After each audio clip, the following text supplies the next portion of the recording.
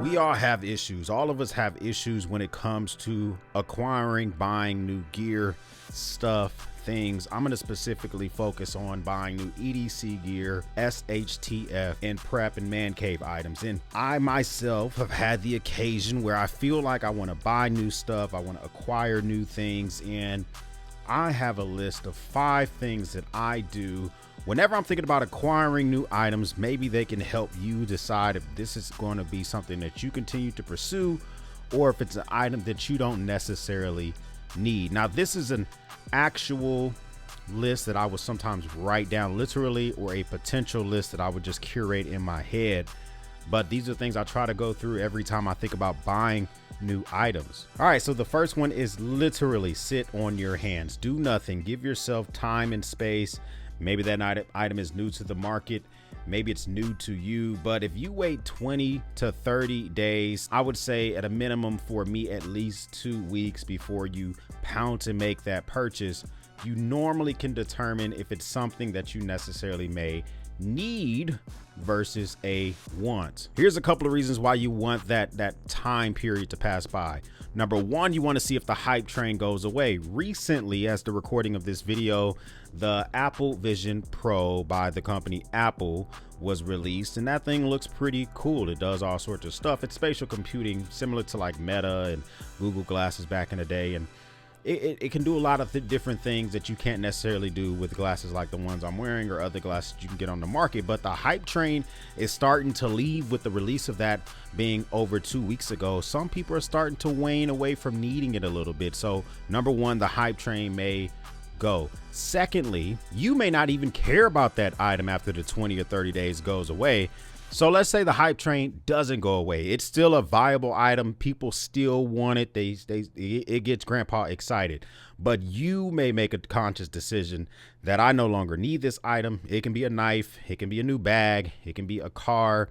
It can be something new for your man cave. Whatever. The hype could still be real. It can still be palpable. People can still actually taste it, pause, want it, need it, but you may no longer care about it. Here's what I would say underneath this category. Physically create a pros and cons list. Think about, is this thing going to bring you new joy? Is it going to fill a need that you have? Is it a new color that you want? Okay, so maybe the list stops there. For me personally, my cons list almost always outweighs my pros list. Am I going to have to learn how to do new maintenance for this item? Does it require tons of new maintenance? Do I even know how to do this crap? Where do I store it? When do I need to change the batteries out? How does a bag need to be kept? How often does it need to be washed? I've never worked with wax canvas before. Like this, the laundry list of cons can easily outweigh the pros.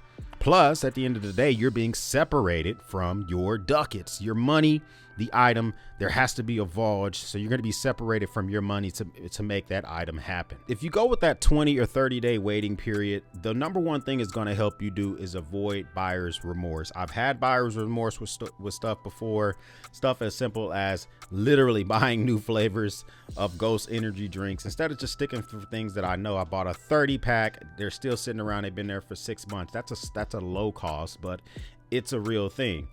Whereas you may decide that you buy a big item like a cell phone or something that you don't need, and now you have this big buyer's remorse because you jumped the gun. You went for something that you do not need. Number 2, unsubscribe from crap that you don't need to be following. I'm not just talking about YouTube channels. I mean, even if I'm a bad influence for you, mute my channel, unsubscribe, give me a break. That's the literal, but I'm also talking about your email list. So recently I was thinking about upgrading some items in one of my bug out bags and getting some new items. Every time a company sends me an email, I normally go research their items. Whenever one of those two things happen, I think about upgrading something or an email or a company sends me an email. This guy called Algorithm, his ass always finds me up and he puts me in a bind. The algorithm's a real thing, and it's important that you try to control what's being fed to you. Unsubscribe from stuff and email list in your email. That may take a while. You may actually need to set aside time, kind of like I had to do one day, just to unsubscribe from stuff. Maybe you need to delete cookies, your browsing history on your actual browser. Maybe have 2 different browsers and you use one for window shopping, such as Chrome. Maybe you use Safari or some other like Arc or something like that is your main go-to productivity browser, maybe you also may want to consider deleting your YouTube homepage history. So when you go there, you're not constantly fed the same algorithmic or the same algorithm of videos that you would find and get sucked down a wormhole. Every single day, we are encouraged to be separated from our money, whether it's people like me on YouTube, it's email lists, it's companies, it's corporations. It's called capitalism. We're all trying to make the circle of money go round and round. Number 3, find a hobby. You can normally find a hobby that doesn't cost anything, or you may find a hobby that initially has a startup cost. I understand that. X, you're telling me to avoid buying new gear, and you're saying to find a hobby that has a small startup cost. Yes, I am saying that because maybe if you decide that you want to start rucking or riding a bike or skateboarding or swimming or whatever, you have to have that initial cost of the equipment or the items or the learning, but it may be significantly lower than constantly going down the rabbit hole of a hobby of spending money. Americans have a hobby of spending money, and if you can delete that hobby and replace it with something else, it could be beneficial. Like I always say, we like freedom, fractions, and apparently we like to spend money as well here in the States. But finding that type of hobby, for me personally, it is rucking. I enjoy rucking, but I did have an initial startup cost.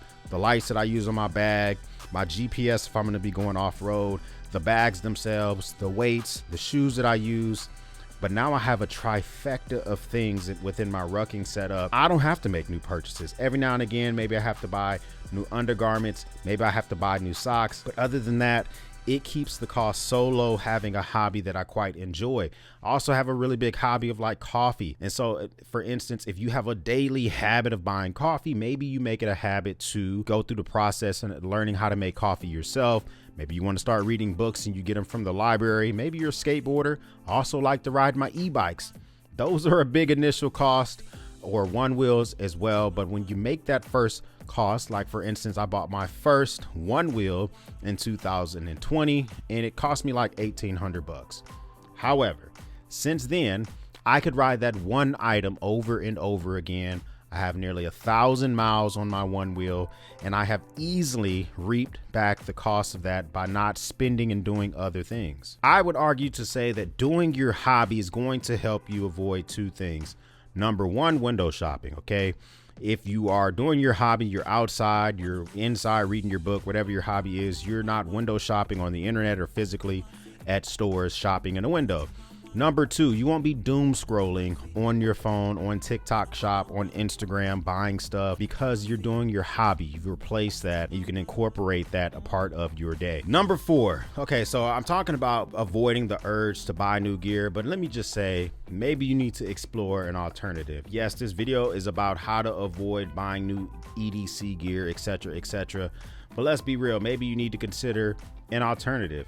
Used, free, stuff that people don't want anymore. There's been plenty of times that I've given buddies literally pocket knives, whereas they may have had to make that purchase because I no longer had a need for it. CRKT tunas, I've gotten knives that I've gotten for free that are just literally sitting around. Or instead of buying a coffee every day, as I mentioned earlier, you learn how to make coffee. Yeah, you have the initial setup cost, but you're making smaller purchases because you're buying the beans in a lump sum and you're learning how to make your own coffee versus buying it every day.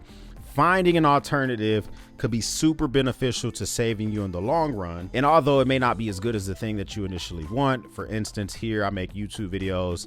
The very first camera that I bought was literally from a 16-year-old. His dad was in the parking lot with him. He wanted to teach him responsibility. He sold me what's called a Sony A5000. It's a horrible camera, but it made my YouTube channel work. What did I really want? I wanted a A6600. Which at the time was $1,400. I bought this A5000 from this 16-year-old for $180, and it helped grow my YouTube channel. That was an alternative. That was a need, and I was able to make it happen. So you may have to make those same type of decisions where you decide to buy used, you decide to buy alternate, and it just kind of works out for you. Then the last point I would say is think about your financial goals. The biggest way to avoid making unnecessary purchases, especially in this space, EDC prep, man cave, SHTF, think about your financial goals. Are you trying to save for a house, a car, a new baby, retirement, college, whatever. Allow yourself to see your savings grow, or see that wad full of envelope cash grow and get closer to your goal, instead of seeing the money leave your account and go to bladehq.com or go to devildogdepot.com or go to amazon.com and make a new purchase. I'm not saying that this list is foolproof, but it can be helpful. And I can admit that a lot of our purchases in this space are wants versus needs. But if you go through this process, these 5 little things, they could be helpful for helping you to avoid making unnecessary purchases or making necessary purchases too soon. Comment down below, what are some other things that you do to avoid making unnecessary purchases, not just in this space, but just overall? Do you agree with some of these? Do you disagree? Do you want to just say shield in the comments? Feel free to go down there and say that, and I'll say go pound sand. No big deal. I'm okay with understanding where we all are. If this is your first time stopping by, hit that subscribe button. I would love to have you a part of the battalion. If this is not your first time stopping by, well, thank you once again for stopping by, watching me run my grape. For everyone else, we'll speak soon.